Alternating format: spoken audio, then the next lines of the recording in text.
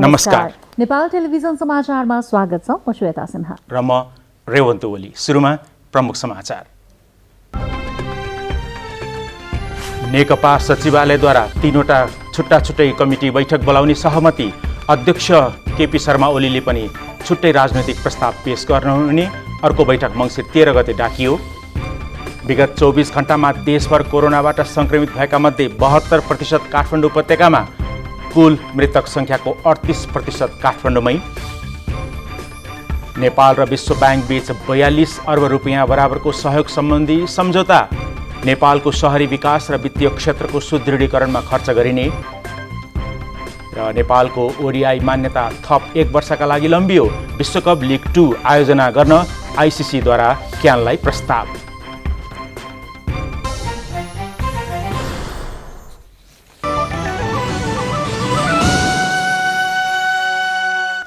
समाचार अब विस्तारमा।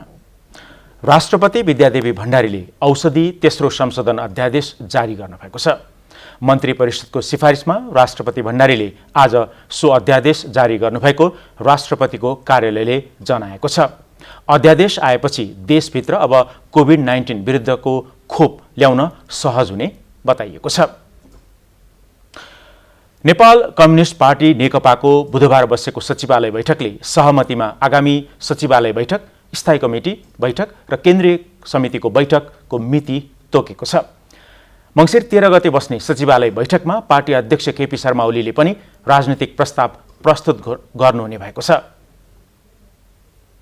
बुधबारको सचिवालय बैठकमा के हुने हो भन्ने जिज्ञासा सर्वत्र रहेको थियो। पूर्व निर्धारित समयअनुसार नै बसेको सचिवालय बैठक भने बाहिर चर्चामा आए जस्तो नभई सौहार्दपूर्ण रूपमा सम्पन्न भएको छ। बैठकले आगामी सचिवालय बैठक, स्थायी कमिटी बैठक र केन्द्रीय समितिको बैठकको नयाँ मिति समेत तोकेको छ। बुधबारको सचिवालय बैठकले अर्को बैठक 10 दिनपछि अर्थात् मङ्सिर 13 गते बस्ने निर्णय गरेको छ। बैठकमा प्रधानमन्त्री तथा पार्टी अध्यक्ष केपी शर्मा ओलीले राजनीतिक प्रस्ताव प्रस्तुत गर्नुहुने भएको छ। यसै गरी नेकपाको स्थायी कमिटीको बैठक मङ्सिर 18 गते र केन्द्रीय समितिको बैठक 25 गते बस्ने भएको छ। बैठकले कमरेड अध्यक्ष केपी शर्मा ओलीले पनि आफ्नो तर्फबाट अर्को प्रस्ताव प्रस्तुत गर्ने हुनुभएको कुरा सचिवालयमा जानकारी गराइएको छ र अध्यक्ष कमरेड केपी ओलीको प्रस्ताव समेतलाई लिएर अब 13 गते सचिवालयको बैठक बस्नेछ र सचिवालयको बैठक पछाडि यस अगाडि नै निर्धारित केन्द्रीय कमिटीको बैठक बस्ने कार्यतालिकामा केही परिवर्तन गरिएको छ, जसअनुसार 18 गते स्थायी कमिटीको बैठक बस्नेछ र 15 गते बस्ने भनिएको केन्द्रीय कमिटीको बैठक 25 गते बस्ने तय भएको छ। स्थायी समितिको बैठकले केन्द्रीय कमिटीका एजेन्डा तय गर्ने नेताहरूले बताएका छन्। यिनै बैठक मार्फत आगामी चैतका लागि तय गरिएको नेकपाको महाधिवेशनको तयारीमा पार्टी केन्द्रित हुने देखिएको छ। यसअघि कार्तिक 28 गते बसेको सचिवालय बैठकमा अध्यक्ष पुष्पकमल दाहाल प्रचण्डले राजनीतिक प्रस्ताव पेश गर्नुभएको थियो। तर सो प्रस्ताव दुई अध्यक्ष बीचको सहमतिमा नआएको भन्दै पार्टीभित्र यसको आलोचना हुँदै आएको छ। अब अध्यक्ष ओलीले पनि प्रस्ताव पेश गरेपछि दुवै अध्यक्षका प्रस्तावका बारेमा विस्तृत छलफल गरी आपसी असमझदारी हटाउन सकिने दाबी नेताहरूको छ। कोरोना भाइरसको संक्रमण पछिल्लो समय काठमाडौँ उपत्यकामा बढ्दो छ। देशभर कुल दैनिक संक्रमितको अधिकांश संख्या काठमाडौँ उपत्यकामा नै भेटिन थालेपछि राजधानी कोरोना संक्रमणको पछिल्लो हटस्पट बन्ने अवस्था आउन सक्ने भन्दै सतर्कता अपनाउन आग्रह गरिएको छ। स्वास्थ्य तथा जनसङ्ख्या मन्त्रालयले बुधबार सार्वजनिक गरेको कोभिड-19 को अद्यावधिक तथ्याङ्क अनुसार देशभर 1442 जना संक्रमित थपिएका छन्। पछिल्लो 24 घण्टामा देशभर भेटिएको यो सङ्ख्याको झण्डै 72% सङ्क्रमित काठमाडौँ उपत्यकामै भेटिएका छन्। यसैगरी देशभर कोरोना सङ्क्रमण भएर मृत्यु भएका मध्ये 38% मृतक पनि काठमाडौँ उपत्यकामै छन्। मन्त्रालयका प्रवक्ता जागेश्वर गौतमले बुधबारको पत्रकार सम्मेलनमा दिनुभएको जानकारी अनुसार काठमाडौँ उपत्यकामा पछिल्लो पटक 1038 जना सङ्क्रमित थपिएका छन्। पछिल्लो 24 घण्टामा काठमाडौँमा 822, ललितपुरमा 168 र भक्तपुरमा 48 जना सङ्क्रमित थपिएका हुन्। थप भएका सङ्क्रमितसँगै सङ्घीय राजधानी सहरका यी 3 सहरमा अहिलेसम्म 98,500 बढी सङ्क्रमित भइसकेका छन्। देशभर कुल सङ्क्रमित सङ्ख्या 2,12,917 को तुलनामा काठमाडौँमा सङ्क्रमित भएकाहरूको यो सङ्ख्या 46% भन्दा बढी हो। पछिल्लो तथ्याङ्क अनुसार काठमाडौँमा 12,572 जना सक्रिय सङ्क्रमित छन् भने 307 जनाको मृत्यु भइसकेको छ। यसैगरी ललितपुरमा 2,056 सक्रिय सङ्क्रमित छन् भने 88 जनाको मृत्यु भइसकेको छ। 1,062 सक्रिय सङ्क्रमित रहेको भक्तपुरमा 80 जनाको मृत्यु भइसकेको छ। तिहारका कारण दैनिक PCR परीक्षण घटेका कारण सङ्क्रमितको सङ्ख्या घटेको देखिए पनि दैनिक सङ्क्रमितको सङ्ख्या बढिरहेको जनस्वास्थ्य विज्ञहरूले बताएका छन्। बुधबारको पत्रकार सम्मेलनमा प्रवक्ता डाक्टर गौतमले पछिल्लो पटक देशभर 6,731 वटा PCR परीक्षण गरिएको जानकारी दिनुभयो। बुधबार 3,538 जना सङ्क्रमण मुक्त भए। यो सँगै हालसम्म 1,82,789 जना देशभर सङ्क्रमण मुक्त भएका छन्। यसैगरी थप 12 जनाको मृत्यु भएसँगै कुल मृतक सङ्ख्या बढेर 1,259 जना पुगेको छ। आइसियुमा उपचाररत सङ्ख्या 326 जना हुनुहुन्छ। भेन्टिलेटरमा उपचाररत सङ्ख्या जम्मा 54 जना हुनुहुन्छ। बुधबारको नियमित पत्रकार सम्मेलनमा मन्त्रालयका प्रवक्ता डाक्टर गौतमले एन्टिबायोटिक औषधिहरूको प्रयोग चिकित्सकहरूको सल्लाहमा मात्रै गर्न सचेत गराउनु भएको छ। एन्टिबायोटिक्स औषधि ब्याक्टेरियाको उपचारका लागि मात्रै हुने भएकोले कोरोना भाइरसको उपचार एन्टिबायोटिक्सले नहुने भएकोले आफू खुसी औषधि नखान उहाँले आग्रह गर्नुभएको छ। सुरेन्द्र पौडेल, नेपाल टेलिभिजन समाचार, काठमाडौँ। नेपालको शहरी विकास र वित्तीय क्षेत्रको सुदृढीकरणका लागि नेपाल सरकार र विश्व ब्याङ्क बीच 42 अर्ब रुपियाँ बराबरको सहयोग भएको छ। शहरी शासकीय सुधार र पूर्वाधार आयोजनाका लागि करिब 18 अर्ब रुपियाँ र आर्थिक वृद्धिका लागि वित्त विकास नीति सम्बन्धी सहायताका लागि करिब 24 अर्ब रुपियाँ बराबरको सहयोग सम्झौता भएको हो। पूर्वाधार आयोजनाले देशका 33 वटा नगरपालिकालाई सहयोग गर्नेछ। त्यस्तै कोभिड-19 को महामारीको प्रभाव र बैंकिङ तथा वित्तीय संस्थाहरूले समान रूपमा सामना गर्नुपर्ने जोखिमको उचित सुपरिवेक्षणमा समेत आयोजनाले सहयोग पुर्याउने विश्वास लिइएको छ। आज अर्थ मन्त्रालयमा आयोजित एक कार्यक्रममा नेपाल सरकारका तर्फबाट अर्थ सचिव शिशिर कुमार ढुङ्गाना र विश्व ब्याङ्कका तर्फबाट राष्ट्रिय निर्देशक फारिस हदाद जारभोसले हस्ताक्षर गर्नुभयो।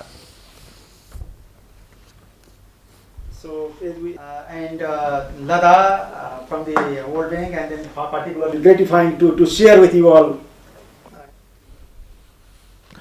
सरकारले कोभिड-19 का कारणले विदेशबाट फर्किएका व्यक्तिहरूको विवरण सङ्कलनको तयारी गरेको छ। सङ्घीय मामिला तथा सामान्य प्रशासन मन्त्रालयले सबै स्थानीय तहका प्रमुख प्रशासकीय अधिकृतहरूलाई पत्र लेख्दै मङ्सिर 13 गतेभित्र कोभिड-19 का कारणले फर्किएका 18 वर्षदेखि 59 वर्ष उमेर समूहका व्यक्तिहरूको विवरण पठाउन निर्देशन दिएको छ। कोभिड-19 को कारणबाट भारत लगायत अन्य देशबाट रोजगारी गुमाएका र अध्ययन गरी फर्किएका शिक्षित तथा दक्ष बेरोजगार र 18 देखि 59 वर्ष उमेर समूहका बेरोजगार व्यक्तिहरूको विवरण पठाउन भनिएको छ। करिब 1 महिनापछि जिल्ला प्रशासन कार्यालय काठमाडौँले नियमित सेवा सुरु गरेको छ। प्रमुख जिल्ला अधिकारी सहित केही कर्मचारीहरूमा कोरोना पोजिटिभ देखिएपछि सिडिओ कार्यालयले अत्यावश्यक बाहेकका सेवाहरू रोकेको थियो। नियमित सेवाहरू पूर्ववत सञ्चालन गरिएसँगै सेवाग्राहीहरूको भिड लाग्न नदिन कार्यालयमा केही नयाँ व्यवस्थाहरू गरिएको छ। नयाँ व्यवस्था अनुसार राहदानी, नाबालिग परिचय पत्र तथा सिफारिस पत्रहरूका लागि जिल्लाभित्रका वडाहरूलाई हप्तामा अलग अलग दिन पालो तोकिएको छ। कोरोना महामारीलाई ध्यानमा राखेर जिल्ला प्रशासन कार्यालयमा सामाजिक दूरी कायम गराइएको र सेनिटाइजर लगायतका व्यवस्था गरिएको काठमाडौँका सहायक प्रमुख जिल्ला अधिकारी जीवन प्रसाद दुलालले जानकारी दिनुभयो।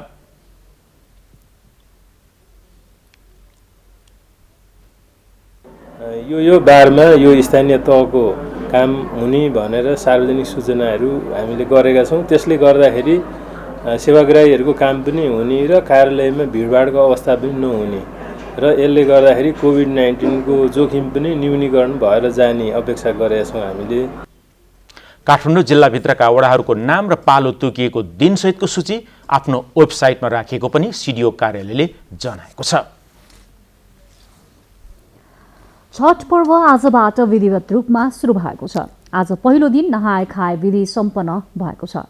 कार्तिक शुक्ल चतुर्थी चौथीदेखि सप्तमीसम्म 4 दिन विभिन्न विधिका साथ छठ पर्व मनाउने गरिन्छ।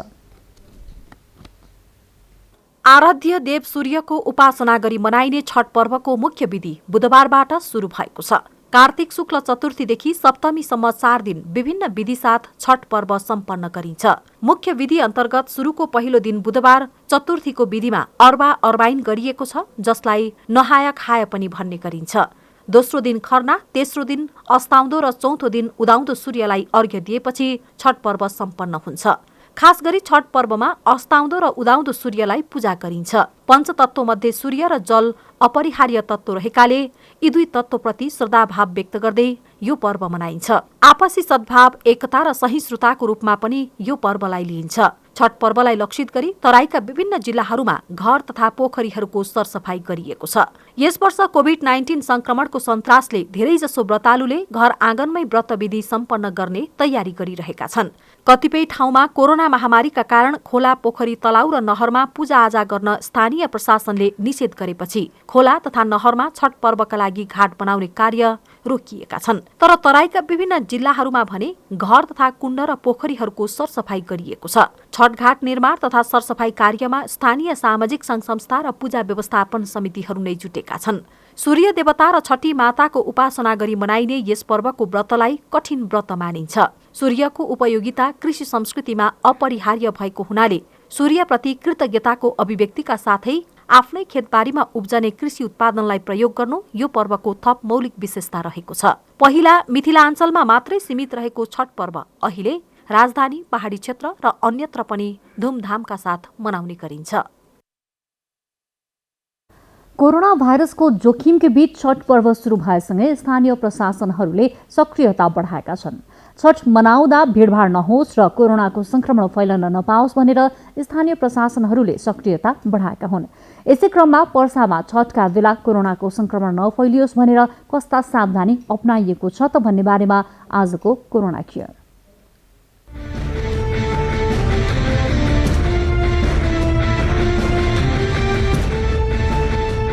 प्रदेश नम्बर 2 को पर्सामा छठ पर्वलाई व्यवस्थित बनाउँदै कोरोनाको संक्रमण नफैलियोस् भनेर स्थानीय प्रशासनले विशेष सावधानी अपनाएको छ।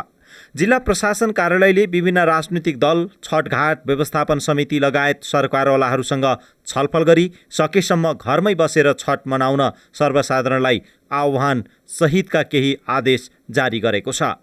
कोरोनाको जोखिम बढिरहेका बेला छठघाटमा जानै पर्ने भए व्रतालुलाई मात्रै प्रवेश गर्न दिने व्यवस्था मिलाइएको छ। हामीले विभिन्न राजनीतिक दल, त्यसपछि छठघाट समितिहरू र विभिन्न पदाधिकारीसँग छलफल गरी मूल रूपमा केही आदेशहरू जारी गरेका छौँ।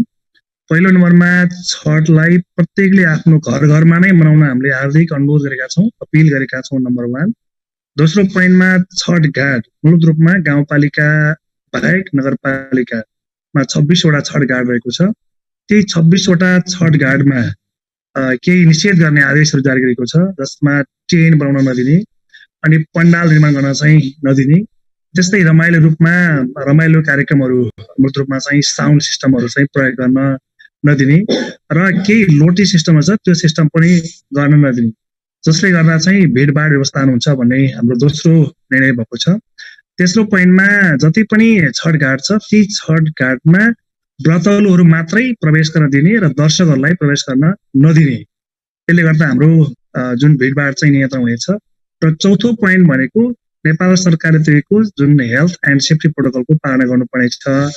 यी 4वटा विषयमा केन्द्रित भएर अहिलेसम्म भर्खरै पनि यो छठघाटको अनुगमन गर्न आएको र कोही व्यक्तिहरूले चाहिँ यो जुन पण्डाल वा टेन्ट चाहिँ निर्माण गरेको छैन, जसले गर्दा भिडभाड चाहिँ कम हुनेछ र छठ चाहिँ व्यवस्थित रूपमा हामी मनाउनेछौँ। छठ मनाउन घाटमा पुग्नेहरूले स्वास्थ्य मापदण्डको पूर्ण पालना गर्नुपर्ने व्यवस्था गरिएको छ। छठ घाटमा प्रवेश गर्नेहरूले मास्कको प्रयोग अनिवार्य गरिएको छ। त्यस्तै भौतिक दूरी कायम गर्नुपर्ने प्रशासनले स्पष्ट पारेको छ। यो सँगै चिसोको समय भएकाले रातिको समयमा घाटमा नबस्न स्थानीयलाई आग्रह गरिएको छ। छठ घाट छ, त्यसमा नो मास्क नो बब अन्तर्गत मास्क नलागेर हामी छिर्न दिनौँ। दोस्रो कुरा चाहिँ अब फिजिकल डिस्टेन्सको कुरा भयो। अब सेनिटाइजर चाहिँ अलिक गाह्रो रहेछ, किनभने सेनिटाइजर भनेको चाहिँ त्यहाँ अल्कोहल हुन्छ, अल्कोहल भइसकेपछि यसलाई शुद्ध नमानिन्छ। त्यही भएर कमसेकम 2 मात्रै विषय बेला एउटा चाहिँ नो मास्क नो बोको कन्सेप्ट र दोस्रो पोइन्टमा चाहिँ हाम्रो जुन फिजिकल डिस्टेन्स, यो दुईटा चाहिँ हामी कायम गराउँछौँ।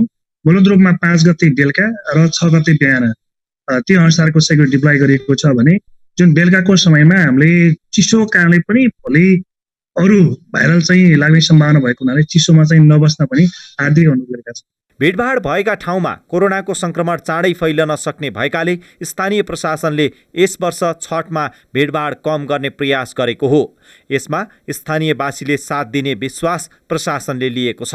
छठमा भिडभाड कम भएमा कोरोना संक्रमणको जोखिम न्यून हुनेछ। छठ चाहिँ मनाउनु, त छठ मनाउँदाखेरि मैले अघि 4वटा कुरा गरेँ। ती 4वटा विषयलाई केन्द्रित गरेर चाहिँ छठ मनाउनुहोस् भनेर हामीले सबै वर्षवासीलाई हार्दिक अपिल गरेका छौँ, अनुरोध गरेका छौँ। त्यो अपिल र अनुरोधको आधारमा अहिले सबै रूपमा हजुरले आजबाट मैले हेरेँ, सबै ठाउँमा प्राय पुगेँ। त्यहाँ चाहिँ पण्डाल बनेको छैन, टेन्ट बनेको छैन, त्यही हिसाबको भिडभाडको जुन छन् नै भिडभाडको चाहिँ भएको अवस्था छैन। त्यसले गर्दा चाड पनि मनाउने र अर्को रूपमा चाहिँ हाम्रो कोभिडको नियन्त्रण व्यवस्थापन पनि सहजता हुने, हामीले दुईटैको लागि सँगसँगै लगेको अवस्था चाहिँ हो।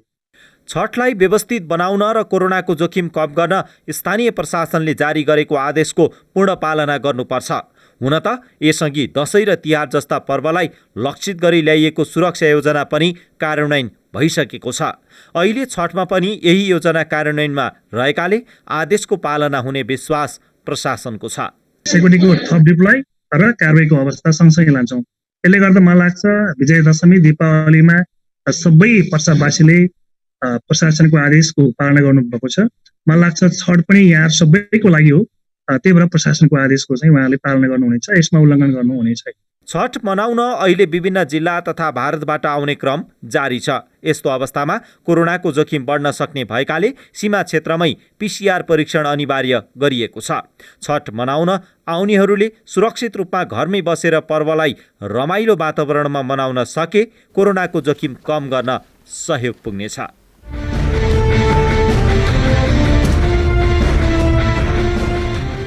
सुदूरपश्चिम प्रदेश सरकारले किसानहरूलाई अनुदानमा मल, बिउ र प्रविधि उपलब्ध गराएपछि किसानहरूलाई सहज भएको छ।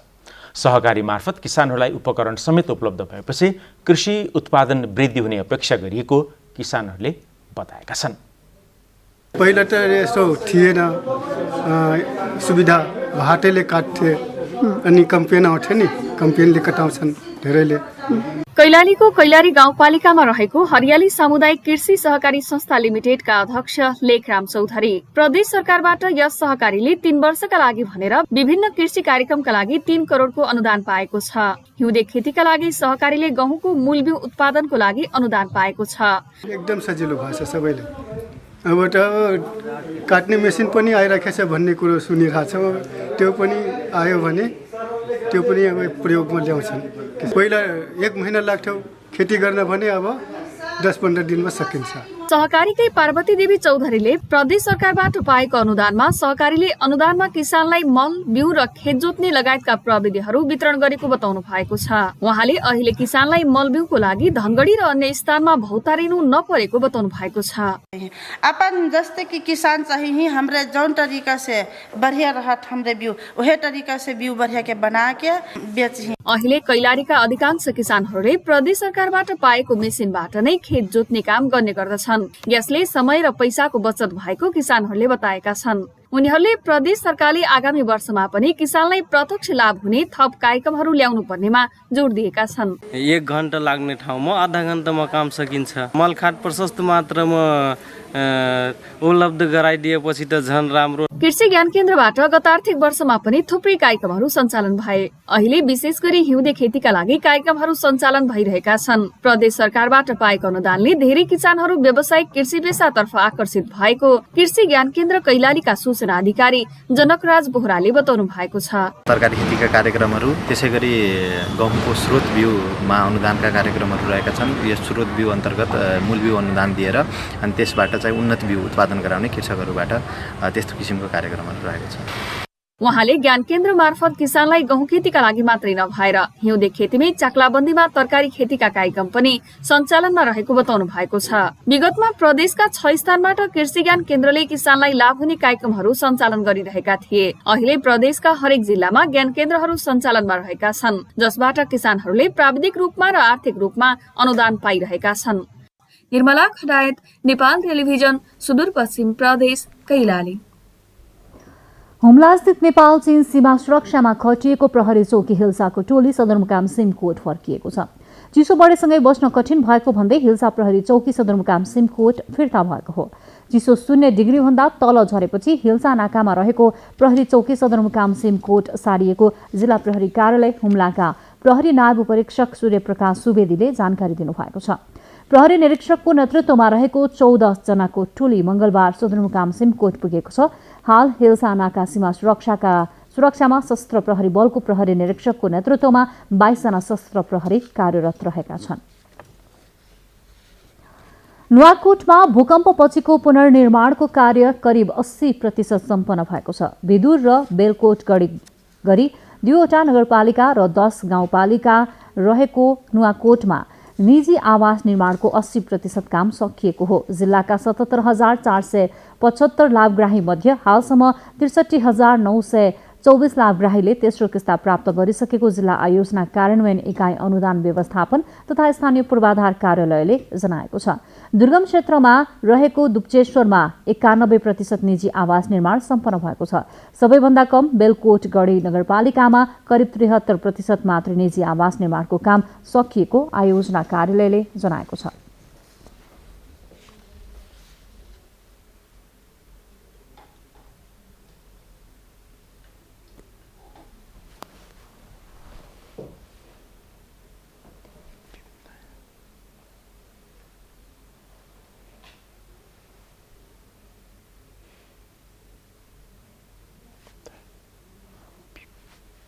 वन संरक्षणका लागि पर्याप्त जनशक्ति नहुँदा दक्षिणी इलामको चुरे क्षेत्रमा जंगल फडानी बढ्दै गएको छ। सशस्त्र वन रक्षक र फरेस्टरको हालसम्म समायोजन हुन नसक्दा सीमित वन रक्षकहरू मात्र दरबन्दीमा रहेकाले मेची खोलादेखि पश्चिम सागफारा तोरीबारीसम्मको चुरे क्षेत्रमा दैनिक अनुगमन गर्ने जनशक्ति अभाव भएको हो। 33,991 हेक्टर रहेको दक्षिणी इलामको चुरे वन क्षेत्र जोखिममा परेको छ। वन रक्षक र फरेस्टरको हालसम्म समायोजन नहुँदा 25 जनाको दरबन्दीमा 10 जना सशस्त्र वन रक्षक कार्यरत रहेका छन्। झापा जिल्लाको खुल्ला सिमाना रहेकाले चुरे क्षेत्रमा वन विनाशको उच्च जोखिम रहेको छ। झापा बाहुनडाँगीदेखि मोरङ मधुबल्लासम्मको चुरे वन क्षेत्रमा सीमित वन कार्यालय रहेकाले समस्या हुने गरेको डिएफओ मेघराज राई बताउनुहुन्छ।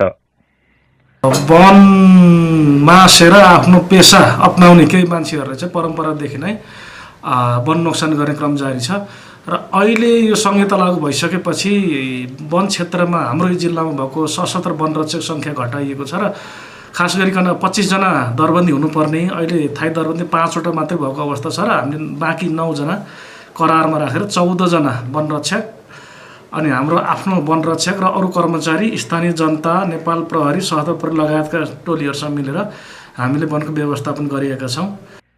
94 वटा सामुदायिक वन समूहलाई हस्तान्तरण गरिएको चुरे क्षेत्रमा वन संरक्षणका गतिविधि कमै हुने गरेका छन्। वन कार्ययोजना कार्यान्वयन हुन नसक्दा वन संरक्षण कार्य ओझेलमा परेको हो। गत वर्ष मात्र 9 वटा वन अपराधका मुद्दा दर्ता भएको पाइएको छ। सशस्त्र वन रक्षकको कमी हुँदा डिभिजन वन कार्यालय अन्तर्गतको हिरासत समेत सुरक्षाका कारण बन्द रहेको छ। वन अपराधमा पक्राउ परेका व्यक्तिलाई नजिकै जिल्ला प्रहरी कार्यालयमा लाने गरिएको छ। चुरे क्षेत्रमा पक्राउ परेकालाई डिभिजन वन कार्यालय झापामा बुझाउने गरिएको छ। विजय शेखर भट्टराई, नेपाल टेलिभिजन, इलाम। बागलुङको ढोरपाटनका स्थानीय चिसो छल्नका लागि बेसीतर्फ बसाइँ सराई सुरु गरेका छन्। वर्षेनी उनीहरू चिसो मौसम सुरु भएपछि तल्लो भेगमा बसाइँ सर्ने र गर्मी मौसममा फेरि ढोरपाटन क्षेत्रमा नै फर्कने गर्दछन्। ढोरपाटन शिकार आरक्षण क्षेत्रमा मङ्सिर, पुस र माघमा अत्याधिक चिसो बढेर भारी हिमपात हुने भएकोले जाडो छल्नका लागि बेसी झर्नेहरूको ठूलो भिड लाग्ने गरेको छ।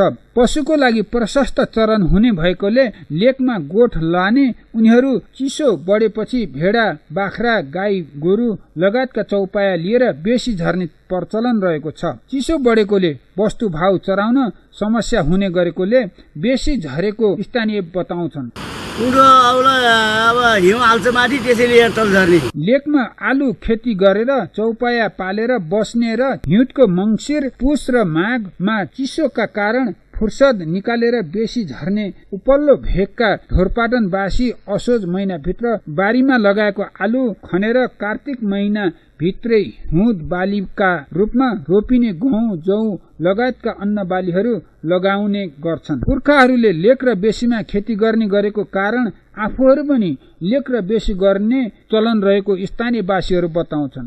बुढो पुरानादेखिको भइरहेको कुरो उही बसोबासमा बस्यौँ, हामी उही बसोबासमा जन्म्यौँ भने त्यही अनुसारले हामी यही चलिरहेछौँ। यस क्षेत्रका किसानहरूको माथिल्लो भेग र तल्लो भेगमा गरी 2 गोठ रहेका हुन्छन्। चिसो बढेसँगै माथिल्लो भेगमा रहेका फर्कबाट किसानहरूले घरपालुवा पशु, घोडा, भेडा, बाख्रा, गाई, भैँसी ढोरपाटनको तल्लो भेगमा चार्ने गर्छन्। यसरी नै तल र माथि गर्दै पुस्तौं पुस्तासम्म यिनीहरूको जीविका चल्दै आएको छ। कहिले त लेख, कहिले त बेसी भन्ने प्रचलनलाई यिनीहरूले निरन्तरता दिँदै आएका छन्। किरण आचार्य, नेपाल टेलिभिजन। धितोपत्र बजारमा शेयर कारोबार मापक नेप्से परिसूचक आज दोहोरो अङ्कले उकालो लागेको छ। तिहारको बिदापछि आज खुलेको बजारमा नेप्से सहित कारोबार रकममा समेत सकारात्मक प्रभाव परेको हो। नेपाल स्टक एक्सचेन्जका अनुसार आज नेप्से 23.32 बिन्दुले उकालो लागेर 1741.81 अङ्कमा पुगेको छ। यस्तै सेन्सिटिभ परिसूचक 0.8 ले ओह्रालो लागेर 338.09 मा ओर्लेको छ। कुल 194 कम्पनीको 1,16,75,000 किता शेयर आज 4,79,10,00,000 रुपियाँ भन्दा बढीमा कारोबार भएको नेपाल स्टक एक्सचेन्जले जनाएको छ। स्टक अनुसार कारोबार भएका कुल 12 उपसमूहमध्ये 3 उपसमूहको शेयर ओह्रालो लागेको छ भने 9 उपसमूहको शेयर भने उकालो लागेको छ।